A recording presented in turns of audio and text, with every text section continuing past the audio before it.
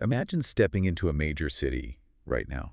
Like, just picture the towering skyscrapers, the really busy intersections, the subterranean subway grates venting air onto the sidewalk. Yeah, the everyday stuff. Exactly. You know this space. You Hmm. navigate it every single day. But now, I want you to imagine navigating that exact same space when every single window is a potential threat, Right. and the map you rely on is actively lying to you.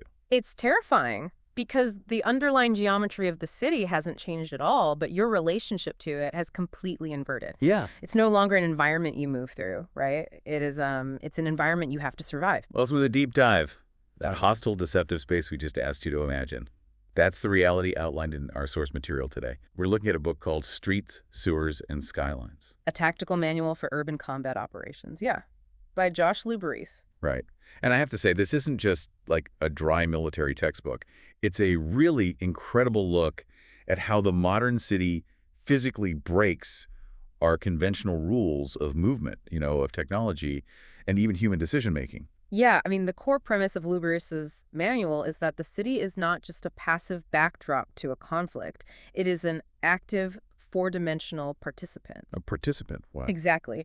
So whether you are a history buff, a strategy nerd, or just someone curious about how human-built environments dictate human behavior, this deep dive is going to completely change how you look at your own city block. For sure. Because the urban landscape just deforms everything that enters it. So the manual argues that to understand how the city fights back, you first have to look at, well, who is actually doing the fighting inside it? Right, the people on the ground. Yeah, we have to shrink our perspective way down from the macro scale of a metropolis down to the microscopic reality of the individual squad. Yeah. Because the scale of combat in a city collapses pretty dramatically compared to like an open battlefield. Oh, it shrinks to a truly extreme degree. I mean, in open terrain, you have generals and battalion commanders controlling the fight. They have these huge sight lines. Right, seen for miles. Exactly. They can maneuver massive formations over miles of ground. But in cities, that distance just evaporates. Todd. The source notes that the mean engagement distance in recent urban fights, like in Mosul or Marawi, was under 50 meters. Wait, under 50 meters? That's nothing. It's nothing. You simply cannot maneuver a whole battalion in a space where you can only see 50 meters ahead before, a concrete wall stops your line of sight. So the entire command structure is essentially blind to the immediate fight. Yeah, and because of that blindness, the squad becomes the decisive element. Brigades do not clear buildings. Battalions do not breach floors. Squads do. Squads do. The entire weight of an operation falls onto the shoulders of a very small group of people, basically maneuvering through a space the size of a suburban kitchen. And that creates what the manual calls the leader's load. This part of the source completely blew my mind. There was this helmet cam study from Mosul that tracks squad leaders during active clearance operations. Oh yeah, that study is wild. Right.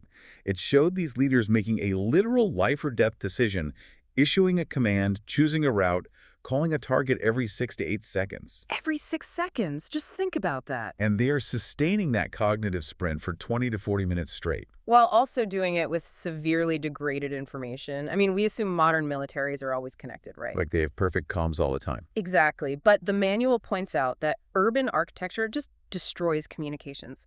High-density concrete laced with thick steel rebar essentially creates a massive multi-level Faraday cage. Oh, wow. So no signal gets in or out. None. So not only is the squad leader making a critical decision every 6 seconds, but they're doing it while their radios are completely failing to punch through the floors. That's terrifying. They don't have a clear picture of where their own supporting elements are.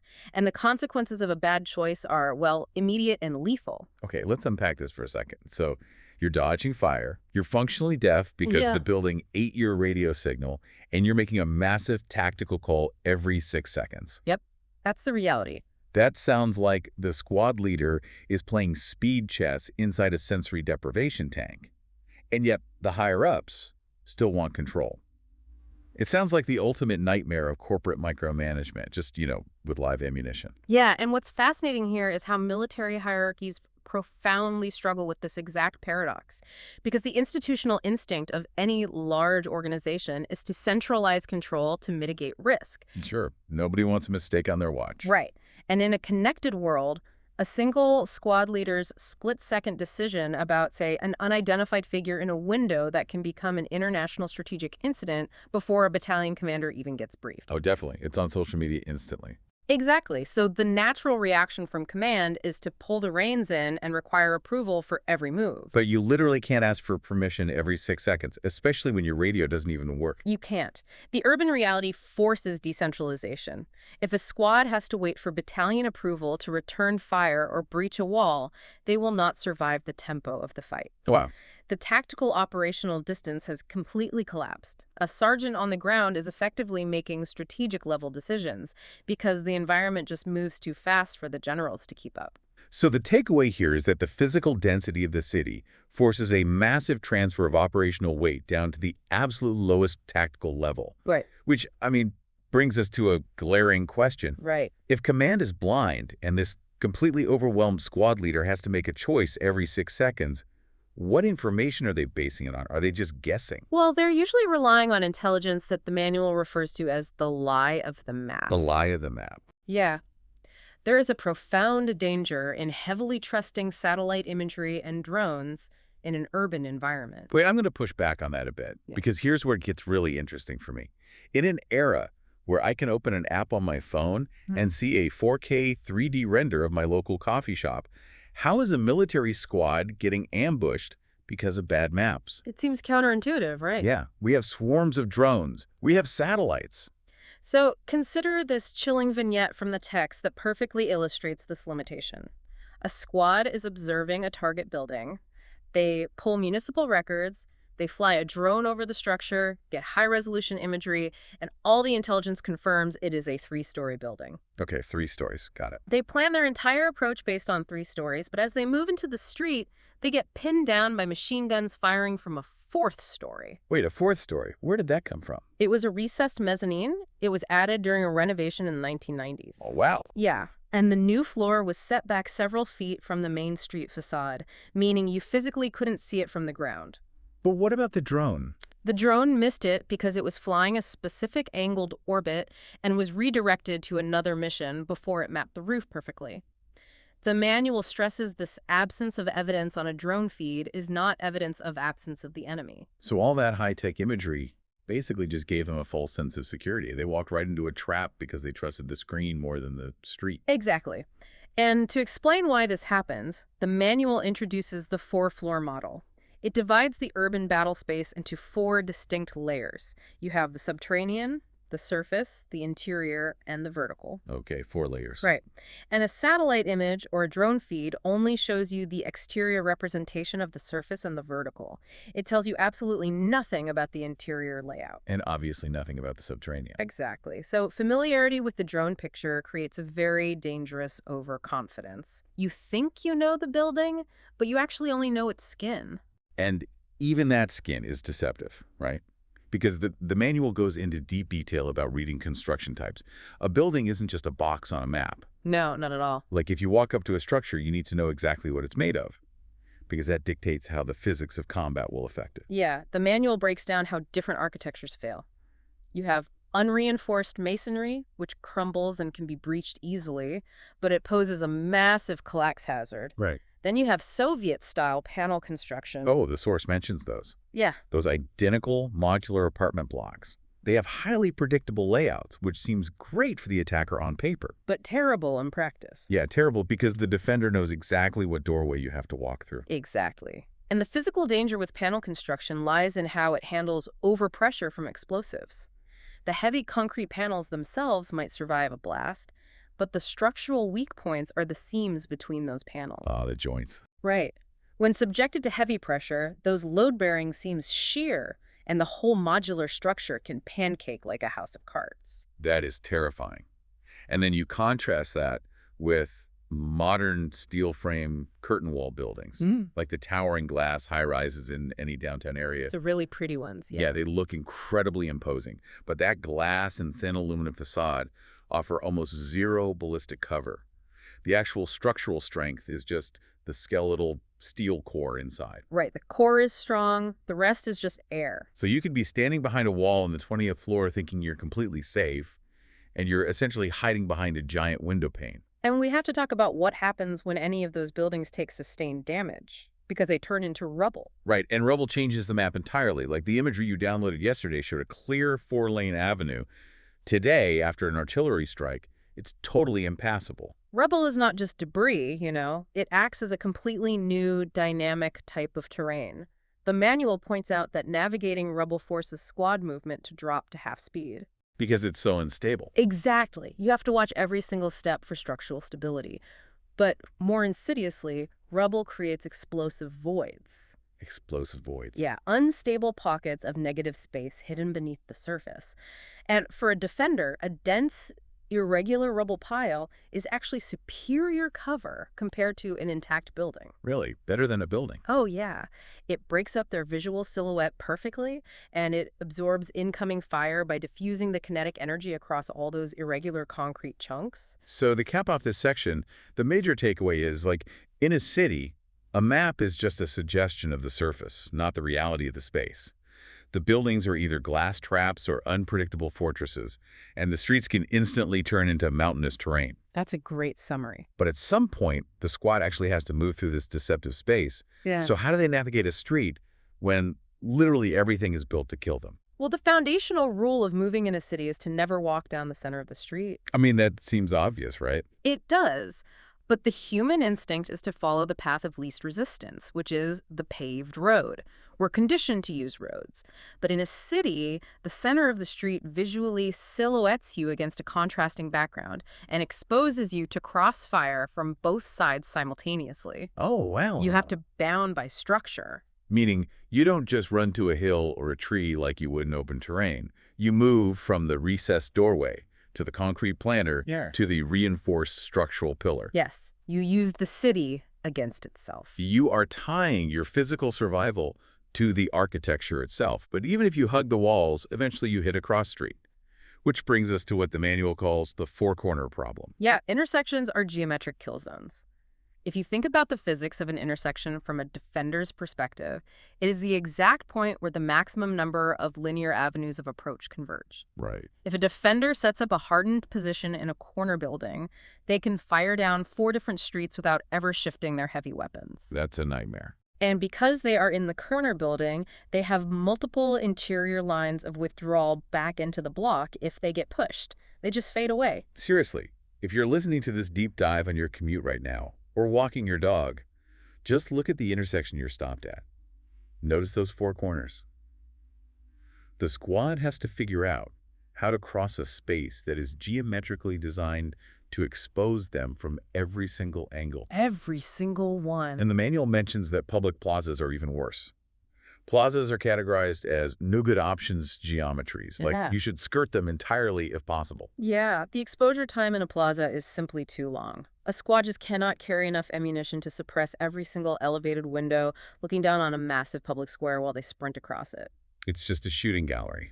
Now, historically, if a squad had to cross a dangerous open space like a plaza or a massive intersection, they would just wait for nightfall, right? Right, that used to be the doctrine. The assumption is that advanced militaries own the night with night vision and thermal optics. But this manual says that advantage is dead. It is entirely neutralized. The proliferation of cheap commercial thermal optics and drone-mounted sensors means the defender can see the squad perfectly well in the dark. Wait, I'm confused here.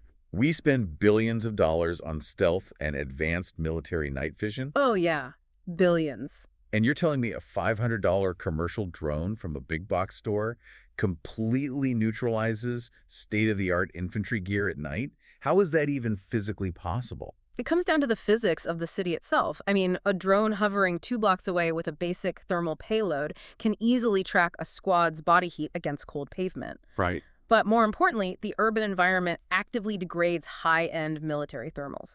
Concrete and asphalt act as massive thermal batteries. Thermal batteries. Yeah, they soak up solar radiation all day and slowly release that heat all night. Add in the ambient heat of a recently burned out car, venting sewer lines and subsurface electrical grids. It creates a messy, incredibly noisy thermal background. Oh, so the goggles just see a blur of heat. Exactly. It becomes nearly impossible for a squad's expensive optics to differentiate between a human threat in a window and just a piece of warm concrete. Okay, so you're blind, The enemy can see your body heat from a cheap drone, and you're exposed in an intersection. The obvious answer is to bring in the tanks, right? You bring heavy armor to absorb the hits. Well, that introduces the armor problem. The armor problem. Tanks are terrifying in an open field, but the manual explicitly states that inside 200 meters in an urban environment, they become incredibly vulnerable. The geometry of the city works completely against their design. Like, a tank's main gun cannot elevate past 15 to 20 degrees. Wait, why not? Because the breech of the gun, the back end of the barrel inside the tank hits the roof of the turret housing.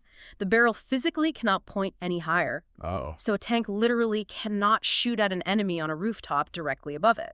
Furthermore, their optics are designed to see targets miles away. They have massive blind spots immediately next to the hull. There's this vivid vignette in the manual illustrating exactly how this goes wrong.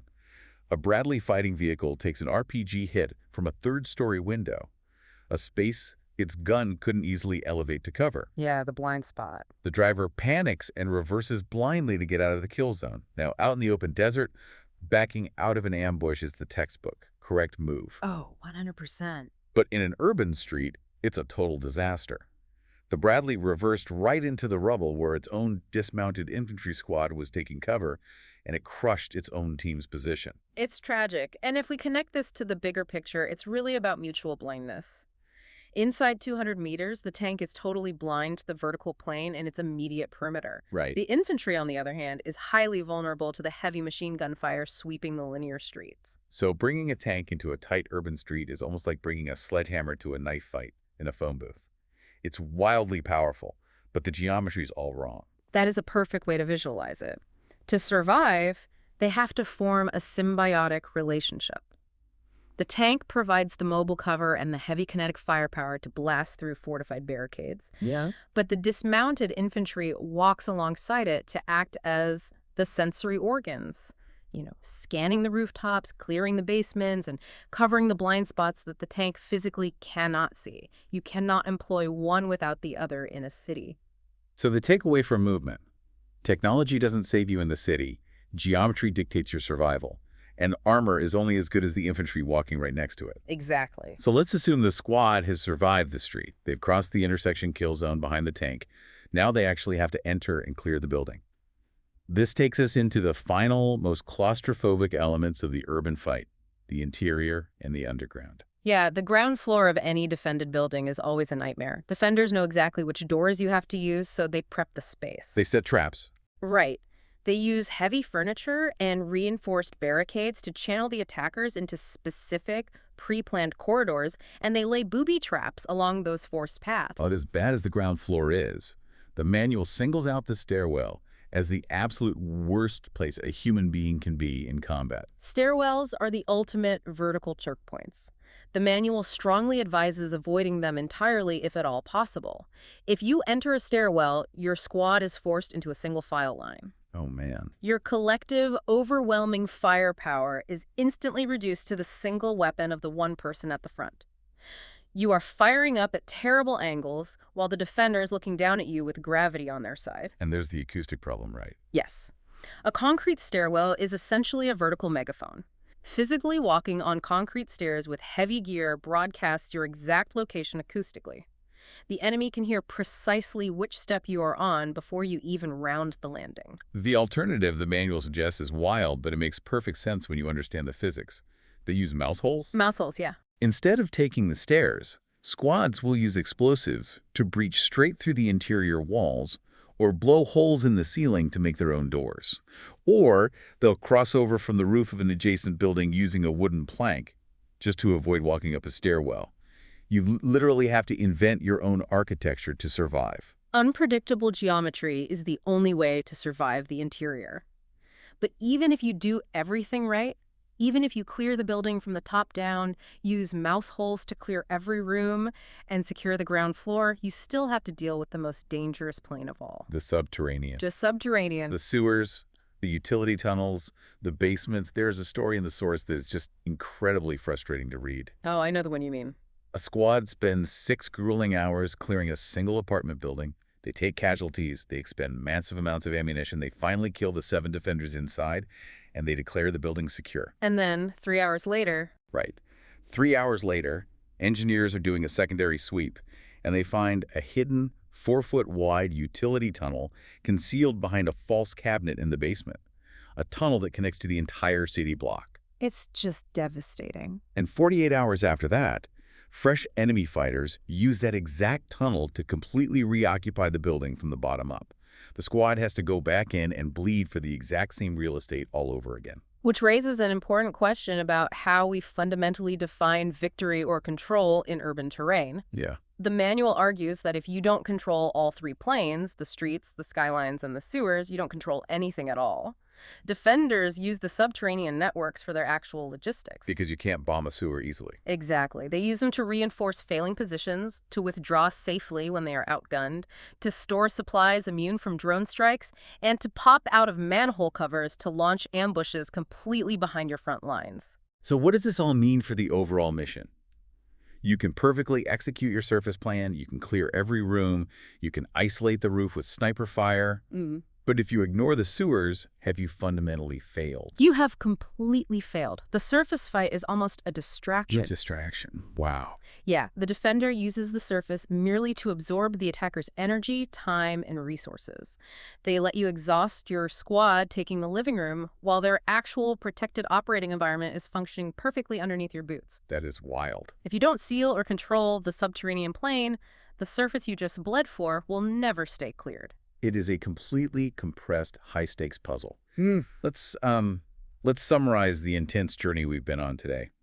We've learned that urban combat is effectively a sensory deprivation tank, where a small squad of 8 people carries the strategic weight of a whole campaign. Yeah, a massive burden. The maps they rely on are illusions, because they only show the skin of the city. The intersections they have to cross are geometric kill zones.